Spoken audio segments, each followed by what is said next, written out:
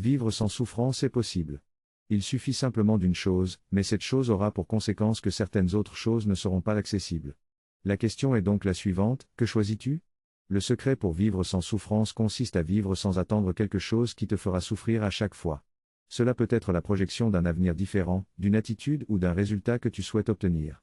En d'autres termes, il s'agit d'une attente de quelque chose de mieux, qui peut parfois conduire à l'oubli de la beauté de ce qui existe déjà.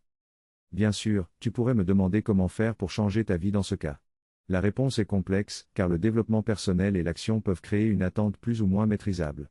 Si tu fais quelque chose juste dans le but de l'obtenir, tu vas souffrir.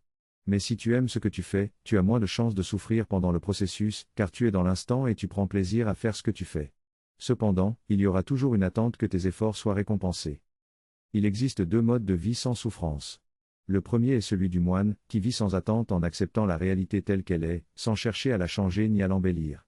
Il voit la beauté de ce qui est sans dénigrer quoi que ce soit, prend le bon et le mauvais, et développe de l'équanimité. Le deuxième mode est un mix entre la notion d'acceptation sans attente et la notion de vouloir faire ce que l'on aime. Il est important d'aimer ce que l'on fait, sinon il y aura de la souffrance, mais si cela ne fonctionne pas comme prévu, il faut accepter la réalité telle qu'elle est.